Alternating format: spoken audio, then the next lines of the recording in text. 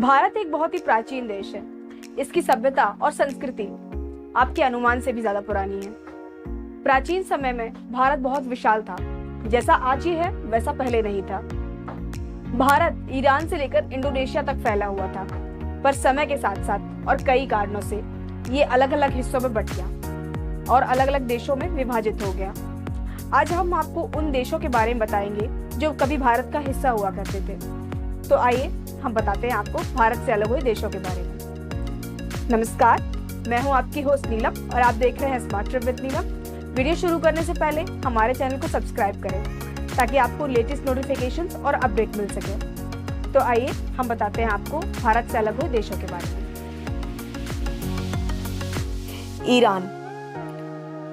Iran में आर्य संस्कृति का उद्भव 2000 ईसा पूर्व उस वक्त हुआ जब बलूचिस्तान के मार्ग से आर्य ईरान पहुंचे और अपनी सभ्यता व संस्कृति का विस्तार प्रचार वहां किया।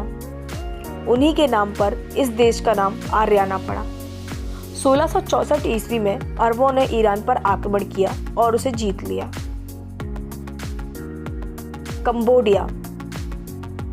प्रथम शताब्दी में कैंडिन्य नामक एक ब्राह्मण ने हिंदी चीन में हिंदू राज्य की स्थापना की, जिसे अब कंबोडिया नाम से जाना जाता है।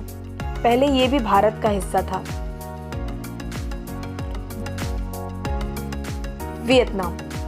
वियतनाम का पुराना नाम चंपा था।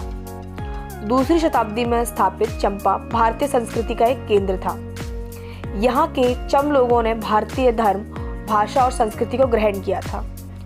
1825 में चंपा के महान हिंदू राज्य का अंत हो गया। मलेशिया। प्रथम शताब्दी में साहसी भारतीयों ने मलेशिया पहुंचकर वहां के निवासियों को भारतीय सभ्यता और संस्कृति से परिचित कराया था। कालांतर में मलेशिया में शैव, वैष्णव, बौद्ध धर्म का प्रचलन है। 1948 में अंग्रेजों की गुलामी से मुक्त हो गया ये राज्य। इंडोनेशिया किसी समय भारत का एक संपन्न राज्य था।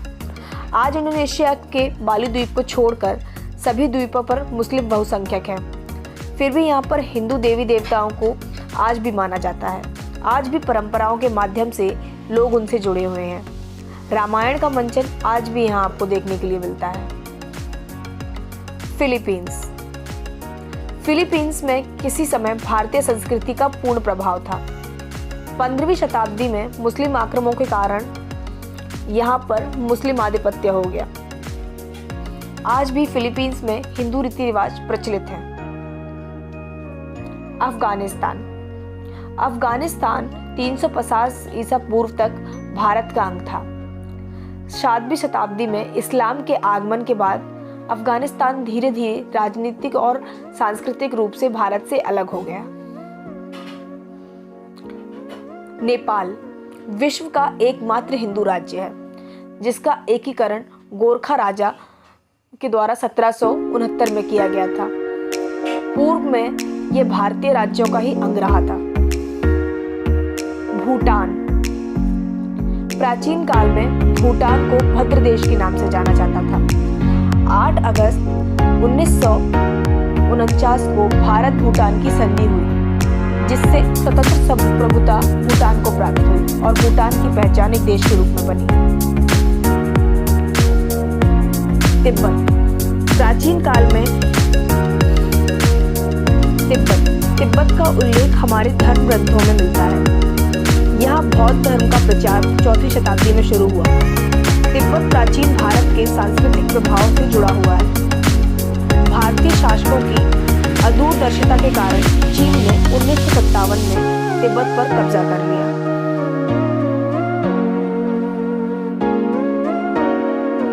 म्यांमार या कहा जाए तो बर्मा।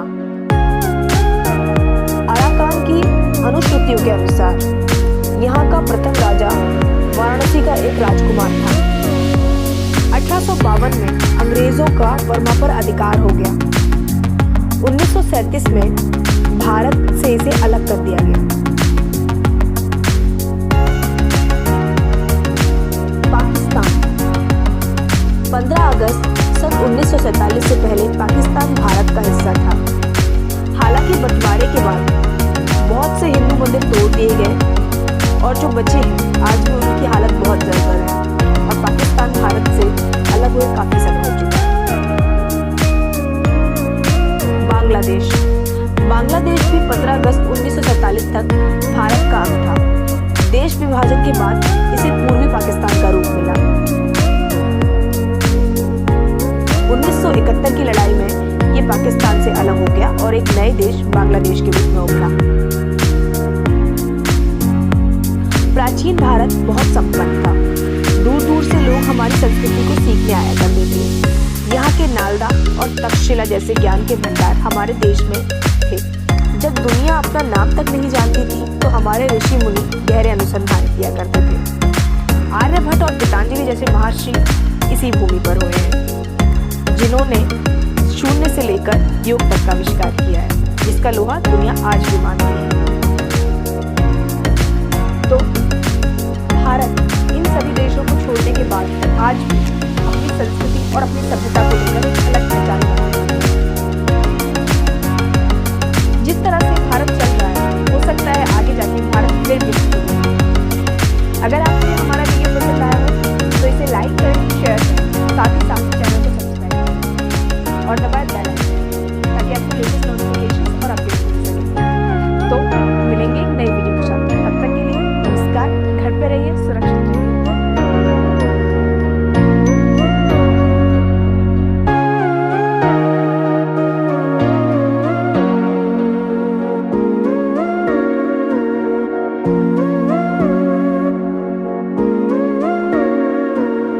thank you